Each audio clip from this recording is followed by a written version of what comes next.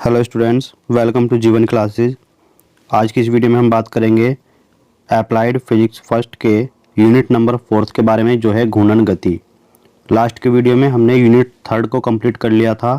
Unit 3 को complete करने के बाद हम पहुंचे हैं यूनिट 4 पर, घूर्णन गति यानी कि रोटेशनल मोशन। आइए आज इसको हम यहाँ पर देख लेते हैं।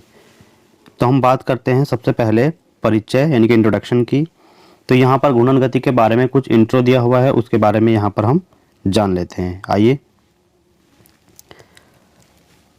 प्रकृति के गूढ़ रहस्यों की खोज में एक सबसे महत्वपूर्ण उपलब्धि थी कि अणुओं और परमाणुओं की संरचना और उनके अवयवी कणों की जानकारी। ये एक ऐसी खोज थी कि हमें पृथ्वी के जो बारे में, प्रकृति के बारे में हमें बताने वाली थी कि परमाणु और अणुओं की खोज जब हुई तो हमें जो है प्रकृति के बारे में पता चला और उनके जो है गूढ़ रहस्यों के बारे में हमें पता चला।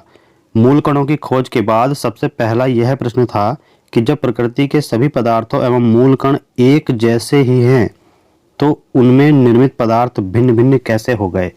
ये सबसे बड़ा सवाल था। आइए इसको धीरे धीरे जानते हैं। सबसे पहले आता है दृढ़ पिंड, रिजिड बॉडी की बात करें तो यदि किसी पिंड पर बाह्य बल लगाने पर बिंदु के अवयवी कणों के सापेक्ष स्थितियां, जो उसके कण हैं उनके सापेक्ष स्थिति में कोई परिवर्तन नहीं आता है, वह अपरिवर्तित रहती हैं, स्थिर रहती हैं, अर्थात इनके कणों के बीच कोई पारस्परिक विस्थापन नहीं होता है। तो इस पिंड को हम क्या कहते हैं? दृढ़ पिंड कहते हैं या रिजिड बॉडी कहते हैं। कोई हमारे पास ये एक पिंड है और इस पर हम क्या कर रहे हैं? बाह्य बल लगा रहे हैं। बाह्य बल लगाने पर क्या हुआ कि इसके जो ये आंतरिक कण हैं, ठीक है, इनके स्थिति में कोई भी हमें विस्थापन नहीं दिखाई दिया, कोई भी हलचल नहीं दिखाई देती है बल लगाने पर भी। तो यह बॉडी कैसी हुई? रिजिड बॉडी हुई। अब यहाँ पर हम बात कर लेते हैं बल आघूर्ण, मोमेंट ऑफ ए फोर्स, या फिर हम बोलते हैं इसको टॉर्क। ठीक है, याद रखिएगा, बल आघूर्ण को ही मोमेंट ऑफ ए फोर्स बोलते हैं और बल आघूर्ण को ही हम टॉर्क बोलेंगे। तो टॉर्क लिखा हुआ आ जाए, मोमेंट ऑफ ए फोर्स लिखा हुआ आ जाए, या फिर बल आघूर्ण लिखा हुआ है, तीनों एक ही चीज है। तो किसी बाह्य बल द्वारा किसी वस्तु को किसी अक्ष के चारों ओर, देखिए ध्यान से, किसी बाह्य बल, पहले बाह्य बल की बात की, किसी वस्तु और उसकी वस्तु को बात की है, और किसी अक्ष के चारों ओर घुमाने के प्रभाव को उस बल का घूर्ण या फिर हम बोलते हैं बल आघूर्ण कहते हैं। कोई एक वस्तु है, उस पर एक बाह्य बल लगाया जा रहा है और उसे किसी एक अक्ष के चारों ओर घुमाया जा रहा है, और उसके चारों ओर घुमाने के इसी प्रभाव को हम क्या बोल रहे हैं? बल का आघूर्ण बोल रहे हैं या फिर हम बोलते हैं बल आघूर्ण, जिसको टॉर्क बोला जा रहा है। ठीक है, और इसे किससे प्रदर्शित करते हैं? इसे टॉ से प्रदर्शित करते हैं।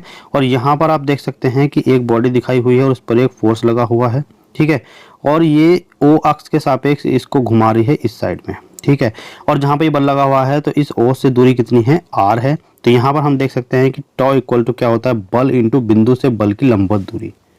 ठीक है, तो ये जो है इससे लंबवत दूरी कितनी? लंबवत, यानी कि इसके 90 अंश का कोण बनाना चाहिए एफ से, तो इसकी लंबवत दूरी है आर। तो बल कितना है? एफ, लंबवत दूरी कितनी है? आर।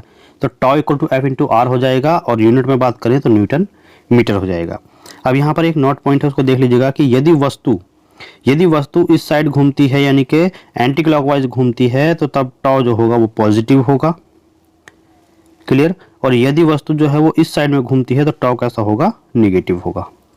और यह कैसी राशि है? सदिश राशि है, और इसका विभव सूत्र क्या हो जाएगा? ml²t-2 हो जाएगा। आइए चलिए आगे। बलाघूर्ण का दैनिक जीवन में प्रभाव क्या है? तो देखिए यहाँ पर जो किवाड़ होते हैं, जो मतलब रूम के दरवाजे होते हैं, उन पर हैंडल या कब्जे से एक जो दूसरे लगाए जाते हैं, यानी कि कब्जे जो है दूर लगाए जाते हैं। कहने का मतलब ये है कि हमारे पास ये जो है दरवाजा होता है और इसमें जो किवाड़ लगाए जाते हैं वो यहाँ पर लगाए जाते हैं, तो ये यहाँ पर कब्जे लगे हुए होते हैं। ठीक है, तो वहाँ पर बल आघूर्ण की स्थिति बनती है।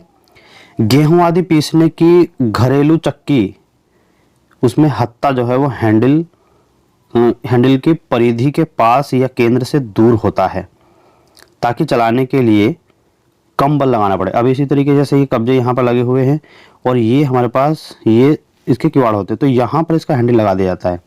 ठीक है, यानी कि इन कब्जों से दूर लगा दिया जाता है इसका हैंडल, ठीक है, जैसे कि हमें जो इसको चलाने में आसानी। इसी तरीके से ये हमारे पास चक्की होती है और इसका ये केंद्र है, तो क्या होगा, यहाँ पर इसका हैंडल लगा दिया जाएगा, यानी केंद्र से कुछ दूर और परिधि के पास में, ठीक है, जो ये इसके इधर से ऐसे घुमाएंगे। अब जो पेचकस होता है, पेचकस का हत्था चौड़ा बनाया जाता है, तो वो भी किसके लिए बनाया जाता है, बल आघूर्ण की स्थिति को देखते हुए बनाया जाता है। चलिए अब बात कर लेते हैं बलयुग्म। अब बलयुग्म क्या होता है, यानी जिसको हम कपल बोलते हैं।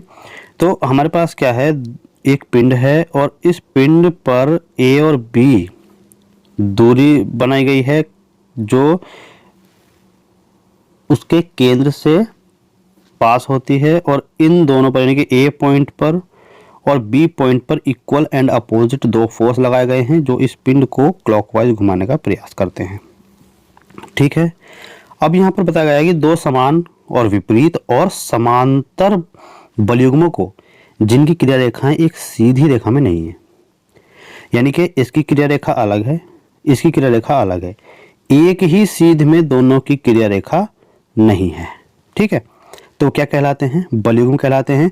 और बलयुग्म का फॉर्मूला क्या होता है, बल इंटू लंबवत दूरी, और ये बल हैं, देखिएगा ये दोनों बल हैं, इसकी लंबवत दूरी क्या है, ये है, ठीक है, ये लंबवत दूरी इसकी एफ की ये है, तो यहाँ पर ए बी जो है उन दोनों के बलों के लंबवत की दूरी हो जाएगी यहाँ से यहाँ तक। तो क्या हो जाएगा, बलयुग्म को सी से प्रदर्शित करते हैं तो C equal to F into A B हो जाएगा। अब देखिए रेखीय गति, लीनियर मोशन, या बोल सकते हैं हम ट्रांसलेटरी मोशन। तो यदि प्रत्येक समय गतिमान पिंड के वेग v की दिशा सदैव आरोपित बल F अथवा प्रारंभिक वेग v की दिशा में ही है, तो इस प्रकार की गति को हम क्या कहते हैं, रेखीय गति कहते हैं, ठीक है, क्या कहते हैं, रेखीय गति कहते हैं। और इसके एग्जाम्पल कौन कौन से हैं, गुरुत्व एवं घर्षण की अनुपस्थिति में जो है बंदूक की गोली की गति जो है वो क्या कहलाएगी, रेखीय गति कहलाएगी, यानी कि एकदम सीधी गति कहलाएगी। अगर इस पर गुरुत्वाकर्षण ना हो तो वो सीधी ही चलती रहेगी, गुरुत्वाकर्षण के कारण जो है वो नीचे आ जाती है, ठीक है। अब यहाँ पर घूर्णन गति की बात करें, यानी कि रोटेशनल मोशन की, तो यहाँ पर आप ध्यान से देखिएगा कि एक पिंड है और उसको क्या हो रहा है, यानी कि जो z है उसको इस तरीके से घुमाया जा रहा है, z अक्ष पर उसको इस तरीके से घुमाया जा रहा है, ठीक है। तो हम ये देखते हैं कि मान लो कि एक परिधि पर एक कण है यहाँ पर, ठीक है, जो इस z अक्ष से r4 दूरी पर है, एक कण यहाँ पर है जो r3 दूरी पर है, एक कण हमने यहाँ मान लिया जो r2 दूरी पर है, एक कण हमने यहाँ मान लिया जो r1 दूरी पर है, यानी कि कहाँ सा है ये r दूरी, ये है हमारे z अक्ष से।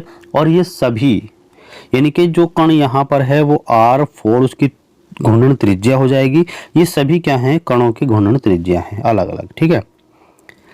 अब यहाँ पर दिया गया है कि जब कोई दृढ़ पिंड किसी स्थिर अक्ष के परितः घूमता है तो उसे घूर्णन गति अथवा कोणीय गति कहते हैं। ध्यान से सुनिएगा कि जब कोई भी दृढ़ पिंड किसी स्थिर अक्ष के परितः घूमता है तो उसे हम क्या कहते हैं, घूर्णन गति या फिर कोणीय गति कहते हैं।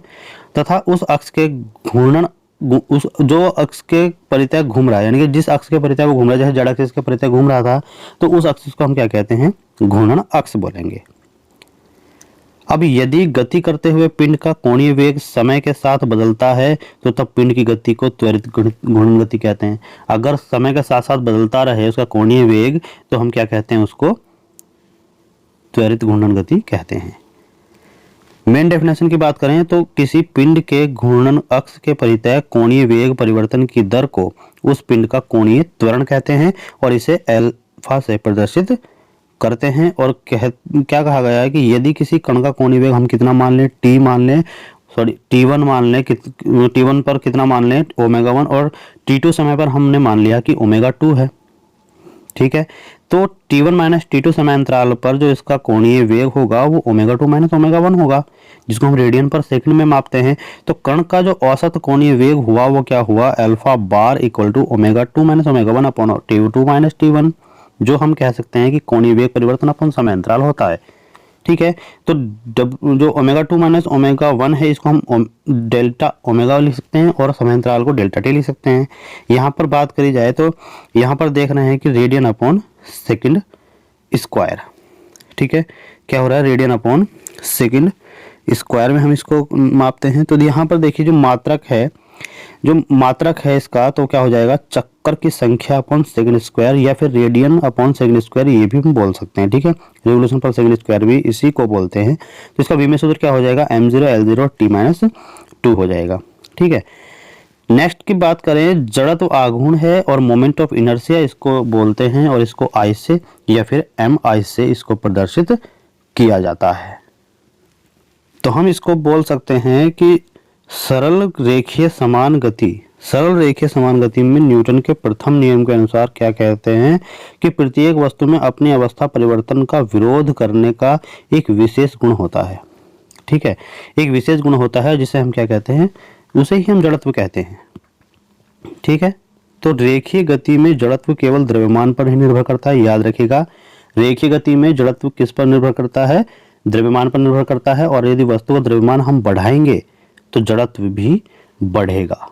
ठीक है, घूर्णन गति में कोई वस्तु किसी अक्ष के चारों ओर जिस कोणीय वेग में घूमती है वह उसी वेग से उसी दिशा में घूमते रहने का प्रयास करती है या घूमते रहना पसंद करती है।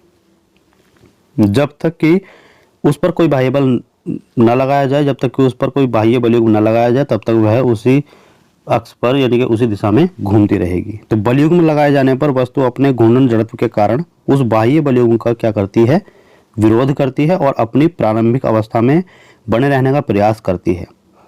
और इस घूर्णन जड़त्व को ही हम क्या कहते हैं, जड़त्व आघूर्ण कहते हैं। ध्यान रखिए, रेखीय गति में जो महत्व जड़त्व का है, ठीक है, कोई रेखीय गति है तो जो महत्व इसमें जड़त्व का है तो वही महत्व कोणीय गति में क्या है, जड़त्व आघूर्ण का है। फॉर्मूला की बात करें तो I इक्वल टू mr² होता है। ये किसके लिए है, कण के लिए है। और वस्तु में किसी कण का जड़त्व आघूर्ण वस्तु के द्रव्यमान एवं उसकी घूर्णन अक्ष से जो दूरी है उसके वर्ग के गुणनफल के बराबर होती है। एक बार फिर देख लीजिएगा कि वस्तु के किसी कण का जो जड़त्व आघूर्ण है वह वस्तु के द्रव्यमान एवं उसके घूर्णन अक्ष से जो दूरी है उसके वर्ग के गुणनफल के बराबर होता है। यानी कि हम कह सकते हैं कि संपूर्ण वस्तु के लिए I equal to summation mr² जो होता है किलोग्राम मीटर स्क्वायर में। और ये एक सदिश राशि है, और ये ना तो सदिश राशि है और न ही अदिश राशि है। ये न तो सदिश राशि है और न ही अदिश राशि, ये एक प्रदिश राशि है और जिसका विमेय सूत्र होता है ml² t0। जड़त्व आघूर्ण की निर्भरता की बात करें तो जड़त्व आघूर्ण जो है वो द्रव्यमान पर निर्भर करता है और घूर्णन अक्ष की स्थिति पर निर्भर करता है। ठीक है, और घूर्णन अक्ष के सापेक्ष वस्तु के द्रव्यमान के वितरण पर निर्भर करता है, कैसे उसका द्रव्यमान बटा हुआ है। नोटिंग पॉइंट की बात करें तो द्रव्यमान के अक्ष से दूर जाने पर क्या होता है, मोमेंट ऑफ इनर्शिया का मान बढ़ता है, और द्रव्यमान के अक्ष के पास आने पर मोमेंट ऑफ इनर्शिया का मान जो है वो क्या होता है, घट जाता है। जड़त्व आघूर्ण संबंधी प्रमेय कौन कौन सी हैं, तो यहाँ पर दो प्रमेय हैं, एक समांतर अक्षों के प्रमेय यानी कि थ्योरी ऑफ पैरेलल एक्सिस, और दूसरी है थ्योरम ऑफ परपेंडिकुलर एक्सिस। तो यहाँ पर समांतर अक्षों की प्रमेय की बात कर लेते हैं, इनके थ्योरम ऑफ पैरेलल एक्सिस के बारे में। तो यहाँ पर देखिएगा, किसी पिंड का किसी घूर्णन अक्ष के सापेक्ष जड़त्व आघूर्ण I, पिंड के द्रव्यमान केंद्र M, जो द्रव्यमान केंद्र होता है उसको क्या बोलते हैं हम, सेंटर ऑफ मास बोलते हैं, इसलिए इसको CM लिखा हुआ है, उससे गुजरने वाली अक्ष AB के समांतर अक्ष के सापेक्ष पिंड के जड़त्व आघूर्ण तथा उसके द्रव्यमान और दोनों समांतर अक्षों के बीच की दूरी के वर्ग के गुणनफल के योग के बराबर होता है। एक बार डेफिनेशन समझ लीजिएगा और आपके जो है फॉर्मूला याद हो जाएगा। मतलब वो कहने का ये है कि किसी भी पिंड का किसी घूर्णन अक्ष के सापेक्ष जड़त्व आघूर्ण जो I है वह क्या होता है, पिंड के द्रव्यमान जो केंद्रीय द्रव्यमान है सेंटर ऑफ मास, उससे गुजरने वाली अक्ष AB के समांतर अक्ष के सापेक्ष पिंड के जड़त्व आघूर्ण ICM ये हुआ, और उसके द्रव्यमान M, पिंड का जो कुल द्रव्यमान है, और दोनों समांतर अक्षों के बीच की दूरी जो D है उसके वर्ग हो गया, उसके गुणनफल और गुणनफल हो गया इन दोनों का के योग के बराबर होता है, इन सबका हो गया योग। यही हमारा क्या हो जाता है, समांतर अक्षों की प्रमेय हो जाती है। आइए इसका प्रूफ देख लेते हैं। तो प्रूफ में क्या है देखिएगा, यहाँ पर एक पिंड दिखाया गया है जिसमें एक अक्ष है ई एफ और दूसरा है ए बी और दोनों ही समांतर हैं। ठीक है, यहाँ पर एक पिंड दिखाया गया है पी जिसका द्रव्यमान है एम और यह एफ ई अक्ष से आर दूरी पर है और एफ ई अक्ष पर ही इसका क्या है, सेंटर ऑफ मास है। ठीक है, और एफ ई अक्ष जो है वो ए बी से डी दूरी पर है। ठीक है, तो माना पिंड के एक कण P का द्रव्यमान m तथा अक्ष EF से दूरी कितनी है, r है। तो इस कण का घूर्णन अक्ष EF के सापेक्ष जड़त्व आघूर्ण कितना हुआ, mr² हो गया। अब संपूर्ण पिंड का जड़त्व आघूर्ण अक्ष EF के सापेक्ष जड़त्व आघूर्ण ICM हो जाएगा, क्योंकि ये सेंटर ऑफ मास पर है। तो ICM इक्वल टू हम कितना कर सकते हैं, summation of E sigma r²। Summation यानी कि सिग्मा क्यों हमने लगाया, सिग्मा इसलिए लगाया कि कण इसमें बहुत सारे हैं और सभी कणों का जो आघूर्ण है उनको ऐड करके टोटल हो जाएगा। अब कण P का घूर्णन अक्ष AB के सापेक्ष जड़त्व आघूर्ण कितना हो जाएगा, यानी कि P कण का अगर हम लगाएं घूर्णन अक्ष AB के, तो यहाँ पर देखिए दूरी क्या हो जाएगी, यहाँ D है और यहाँ पर R है, तो दोनों दूरी ऐड हो जाएंगी यानी कि R प्लस D और इसका स्क्वायर। संपूर्ण पिंड का घूर्णन अक्ष AB के सापेक्ष कितना हो जाएगा, summation m r plus D square और r प्लस डी स्क्वायर का होल स्क्वायर हम खोलेंगे तो यहाँ पर r square plus D square plus 2rd आ जाएगा और समेशन m यानी कि जो सिग्मा m है उसके अंदर मल्टीप्लाई हम करेंगे तो यहाँ पर हमें मिलेगा। ठीक है, और देखिएगा d नियत है और p को जो है सिग्मा से हम बाहर लिख सकते हैं, तो क्या हो जाएगा, यहाँ पर जो d है वो सिग्मा से बाहर आ जाएगा, 2 तो आएगा ही और यहाँ पर भी d बाहर आ जाएगा। अब यहाँ पर हम देख रहे हैं कि जो ये होता है समेशन r², तो समेशन r² को हमने क्या लिखा था, यहाँ पर लिखा था समेशन mr² को ICM, तो समेशन mr² को ICM लिख सकते हैं और यहाँ पर ये आ गया। अब देखिए इसको छोड़ने का कारण क्या है कि द्रव्यमान केंद्र के सापेक्ष जो है वो समेशन ऑफ mr यानी कि जो हमारे पास मास और दूरी है उसका मल्टीप्लिकेशन सभी का क्या होता है, 0 होता है द्रव्यमान केंद्र के सापेक्ष में। ठीक है, और समेशन m क्या है, वो टोटल पिंड का मास है यानी कि कैपिटल M है, तो हम लिख सकते हैं IAB यानी कि AB अक्ष के परितः जड़त्व आघूर्ण इक्वल टू जड़त्व आघूर्ण और सेंटर ऑफ मास का और md², ये फॉर्मूला हो जाएगा, ये हो जाएगा हमारे पास समांतर अक्षों की परिमेय। समकोणिक अक्षों की परिमेय यानी कि थ्योरम ऑफ परपेंडिकुलर एक्सिस के बारे में बात करें तो पहले देख लीजिएगा क्या होती है ये, तो किसी समतल पटल यानी कि प्लेन लैमिना, किसी समतल पटल का उसके तल में ली गई दो परस्पर लंबवत अक्षों OX और OY के सापेक्ष जड़त्व आघूर्णों का योग जो होगा वो इन अक्षों के कटान बिंदु O से जाने वाली तथा पटल के तल के लंबवत OZ के सापेक्ष उस पटल के जड़त्व की क्या होगी, आघूर्णों के बराबर होती है, यानी कि हम बोल सकते हैं IX plus IY equal to IZ। चलिएगा प्रूफ के बारे में बात करें तो प्रूफ में यहाँ पर बताया गया है कि देखिएगा 3 एक्सिस हमारे पास हैं X, Y और Z। कोई हमारे पास ये पिंड है और O से ये एक्सिस तीनों हमने यहाँ पर दिखाए गए हैं। X और Y दोनों एक दूसरे के लंबवत हैं और जो Z है वो क्या है, इस पिंड के जो है लंबवत है। ठीक है, पिंड के जो मतलब उसका सरफेस है उसके लंबवत है। अब यहाँ पर देखिएगा कोई कण है P, उसका द्रव्यमान m है और उसके कोऑर्डिनेट कितने हैं, x और y। x एक्सिस से P की दूरी कितनी है, यानी कि जो हमारे पास एक कण हमने माना है उसकी दूरी कितनी है y, और y एक्सिस से दूरी कितनी है x, और z एक्सिस से कितनी दूरी है, z एक्सिस से हमने मान लिया कि r दूरी है। तो हम लिख सकते हैं कि जो r है r² equal to x² plus y² लिख सकते हैं, x² प्लस y²। इसको याद रखिएगा, ये जरूर काम आएगा। अब देखिए कण का OX अक्ष के सापेक्ष जड़त्व आघूर्ण क्या हो जाएगा, यानी कि जो दूरी है mr², तो r की जगह पर क्या होगा, y होगा, तो my² हो जाएगी। संपूर्ण पटल का OX अक्ष के सापेक्ष क्या हो जाएगा, समेशन ऑफ my² हो जाएगा। इसी प्रकार पूरे पटल का OY अक्ष के सापेक्ष जड़त्व आघूर्ण क्या हो जाएगा, यहाँ पर OX अक्ष के सापेक्ष था तो y आया था, यहाँ पर OY के सापेक्ष है तो x² आ जाएगा, तो क्या हो जाएगा, समेशन ऑफ mx²। कण P का OZ अक्ष के सापेक्ष में जड़त्व आघूर्ण क्या हो जाएगा, mr² हो जाएगा, क्योंकि वहां पर दूरी कितनी है, r है। ठीक है, जो दूरी ही बदलती रहेगी जैसे अक्ष बदलेगा। तो यहाँ पर हम देख रहे हैं कि जो r है, r इक्वल टू हमने क्या लिखाया था, r equal to x square plus y square, तो यहाँ पर बस उसी के वैल्यू हम रख देंगे, तो x square plus y square यहाँ पर हो जाएगा, दोनों को अलग अलग करेंगे तो summation of x square plus summation of m y square, तो यहाँ पर I Z equal to I Y plus I X हो जाएगा। यही हो जाएगी हमारे पास समांतर अक्षों की प्रमेय। चलिए आगे बात करें तो आगे हमारे पास है घूर्णन त्रिज्या या परिभ्रमण त्रिज्या जिसको बोलते हैं, या तो घूर्णन त्रिज्या बोल दो या फिर परिभ्रमण त्रिज्या बोल दो, और इसी को हम इंग्लिश में क्या बोलते हैं, रेडियस ऑफ गायरेशन, जिसको कैपिटल के से प्रदर्शित किया जाता है। किसी पिंड के घूर्णन अक्ष के परितः है जड़त्व आघूर्ण तथा पिंड के द्रव्यमान की निष्पत्ति का वर्गमूल।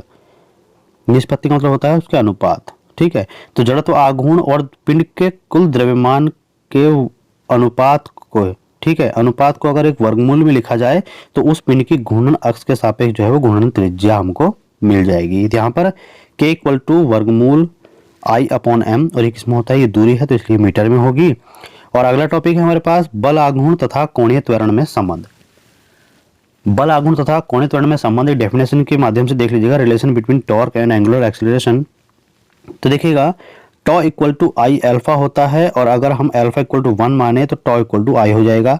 और इसी से हम कह सकते हैं कि किसी वस्तु का घूर्णन अक्ष के परितः जड़त्व आघूर्ण उस बल आघूर्ण के बराबर होता है जो वस्तु में उसे उसके अक्ष के परितः है, उसी अक्ष के परितः जो क्या करे एकांक कोणीय त्वरण उत्पन्न करा दे। यही क्या होता है, इन दोनों में संबंध है। कार्य तथा बल आघूर्ण में संबंध, relation between work and torque में, तो हम क्या जानते हैं कि डेल्टा ओमेगा इक्वल टू क्या होता है, टॉ इंटू थीटा होता है। और इसी से हमें ये रिलेशन मिला कि घूर्णन गति करते हुए पिंड द्वारा किया गया कार्य जो होता है वो पिंड पर लगे बल आघूर्ण तथा कोणीय विस्थापन के गुणनफल के बराबर होता है। चलिए नेक्स्ट है शक्ति तथा बल में संबंध, यानी कि relation between power and torque. तो हम जानते हैं कि P equal to tau omega होता है, और ये इसमें रिलेशन है। और इस रिलेशन की जो डेफिनेशन बनती है वो है घूर्णन गति में पिंड की दी गई शक्ति, यानी कि P पिंड पर लगाए गए बल आघूर्ण तथा पिंड में उत्पन्न कोणीय वेग के गुणनफल के बराबर होती है। चलिए घूर्णन गतिज ऊर्जा के बारे में बात करते हैं। घूर्णन गतिज ऊर्जा यानी कि रोटेशनल काइनेटिक एनर्जी। तो हम क्या देखते हैं इसमें कि हमने माना कि m द्रव्यमान का एक पिंड है, ये कोई m द्रव्यमान का एक पिंड है, और पिंड में जो है अनंत सूक्ष्म कण है m1 m2 m3 जो भी है, तो हमने एक m1 कण हमने यहाँ पर मान लिया है, ठीक है, m1 कण हमने यहाँ पर मान लिया, ठीक। इसके बाद इन कणों के घूर्णन अक्ष की से दूरियां जो है वो r1 r2 r3 है, तो इसका क्या हो जाएगा, r1 हो जाएगी घूर्णन अक्ष से दूरी। क्लियर। इसी के साथ हमने मान लिया कि दृढ़ पिंड स्थिर z अक्ष के परितः एक समान कोणीय चाल ओमेगा से घूम रहा है, यानी किससे घूम रहा है, ओमेगा से। अब गतिमान पिंड के किसी कण का द्रव्यमान m1 है और रेखीय चाल v1 तथा इसकी घूर्णन अक्ष से दूरी कितनी है, r1 है, तो तब कण की गतिज ऊर्जा क्या हो जाएगी, गतिज ऊर्जा हम सभी जानते हैं k इक्वल टू 1/2 और m v स्क्वायर, ठीक है। तो रेखीय की बात करें तो 1/m1 v स्क्वायर हो जाएगा, और कोणीय की बात करें तो कोणीय में v equal to r omega रखने पर हमें क्या मिलता है, 1/2 m1 r1 omega whole square, ठीक। घूर्णन गति में प्रत्येक कण की कोणीय चाल ओमेगा समान होती है, और इसीलिए क्या हो जाएगा, v equal to r omega लागू रहता है। तो आता है k1 कोणीय, यहाँ से क्या मिलता है हमें 1/2 m1 r स्क्वायर और ओमेगा स्क्वायर मिल जाता है। और यहाँ पर पिंड की गतिज ऊर्जा इसके सभी कणों की गतिज ऊर्जाओं का योग होता है। ध्यान रखिए, पिंड की जो गतिज ऊर्जा होती है वो इसके सभी कणों की गतिज ऊर्जा का योग होती है, और अतः पिंड की जो कुल घूर्णन गतिज ऊर्जा होगी वो क्या होगी, काइनेटिक एनर्जी, यानी कि जो एंगुलर काइनेटिक एनर्जी होगी वो टोटल सभी कणों की एनर्जी के बराबर होगी। तो सभी कणों की एनर्जी जोड़ने पर m1 r1 square omega square m2 r2 square omega square इस तरीके से जोड़ते चले जाएंगे, और इनटू में 1/2 रहता ही है यहाँ पर काइनेटिक एनर्जी में। तो पिंड की काइनेटिक एनर्जी क्या हो जाएगी, समेशन ऑफ 1/2, यानी कि प्रत्येक कण की एनर्जी को हम क्या कर देंगे, ऐड कर देंगे, तो यहाँ पर समेशन आएगा और 1/2 m r square omega square यहाँ पर हो जाएगा। तो हम अगर आगे बात करें तो ओमेगा सभी कणों के लिए क्या होता है, समान होता है। सभी कणों के लिए ओमेगा समान होता है, तो ओमेगा जो है वो कांस्टेंट निकल के बाहर आ जाएगा, तो 1/2 ओमेगा स्क्वायर और summation of m r square हो जाएगा, तो k equal to 1/2 i omega square हो जाएगा, क्योंकि ये क्या होता है, ये है मोमेंट ऑफ इनर्शिया, यानी कि i। तो K equal to 1/2 I omega square, और इसका मात्रक जूल होता है, और इसका विभव सूत्र की बात करें तो ml स्क्वायर t-2 हो जाता है। चलिए, कोणीय संवेग, एंगुलर मोमेंटम यानी कि घूर्णन गति में घूर्णन अक्ष के परितः कण के रेखीय संवेग के घूर्णन को, रेखीय संवेग का जो आघूर्ण है उसी को हम क्या कहते हैं, कण का कोणीय संवेग कहते हैं। एक बार फिर देख लीजिएगा कि घूर्णन गति में किसकी बात हो रही है, घूर्णन गति की बात हो रही है। घूर्णन गति में जो घूर्णन अक्ष है उसके परितः कण का जो रेखीय संवेग का आघूर्ण है उसी को हम क्या कहते हैं, कोणीय संवेग कहते हैं। और इसे J से प्रदर्शित करते हैं या फिर इसे L से भी प्रदर्शित करते हैं। कहीं पर L दिखेगा, कहीं पर J दिखेगा, तो आप कंफ्यूज ना होइए। और इसकी दिशा कैसी होती है, वो घूर्णन अक्ष के अनुदिश होती है। और J या L हम बोल सकते हैं, इसके इक्वल क्या होता है, P इंटू R होता है।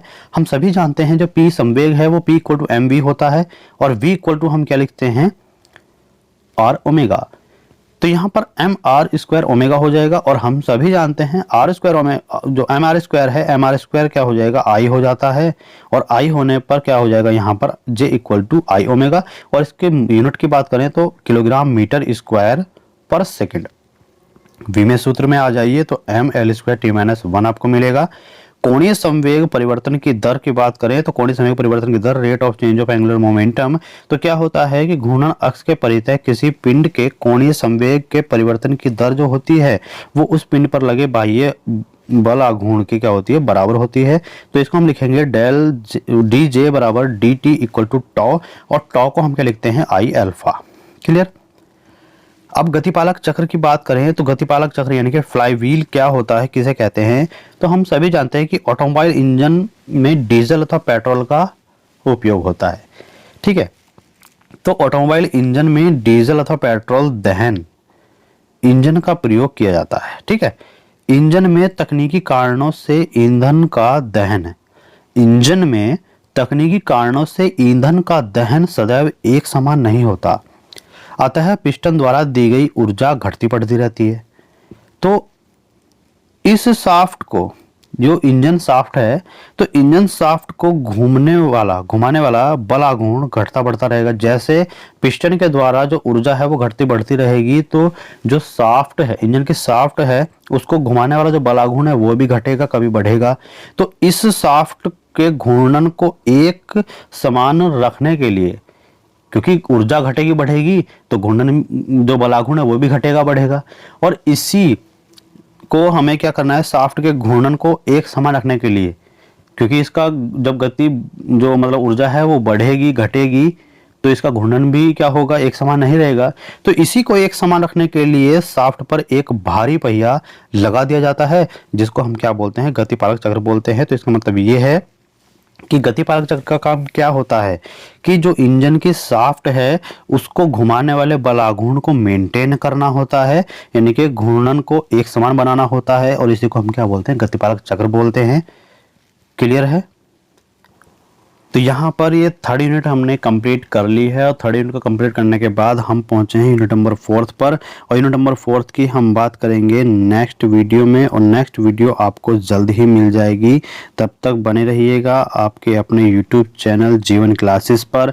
यहाँ पर आपको कोर्स कंप्लीट दे दिया जाएगा, और बाद में हम करेंगे यूनिट 1 से लेकर के लास्ट यूनिट तक के न्यूमेरिकल और सभी इंपॉर्टेंट थ्योरी क्वेश्चंस आपको बताए जाएंगे। सो स्टूडेंट्स, तब तक के लिए आप इन वीडियो को वॉच कीजिएगा, और आगे आने वाली वीडियो के नोटिफिकेशन को पाने के लिए हमारे चैनल को सब्सक्राइब कीजिएगा, नोटिफिकेशन बेल को प्रेस कीजिएगा, जिससे कि आने वाले सभी वीडियो के नोटिफिकेशन आपको सबसे पहले मिल सके। जो स्टूडेंट्स नए हैं वो वीडियो को लाइक्स और चैनल को सब्सक्राइब करिएगा। सभी स्टूडेंट्स वीडियो को लाइक कीजिएगा। वीडियो को लाइक करने से जो हमको मोटिवेशन मिलता है वो आप ही के लिए जो इम्पोर्टेंट क्वेश्चंस हैं उसमें हमारी जो है हेल्प करता है। आपका मोटिवेशन आपके लिए और हमारे लिए काफ़ी ज़्यादा हेल्पफुल है। Thank you, thanks for watching.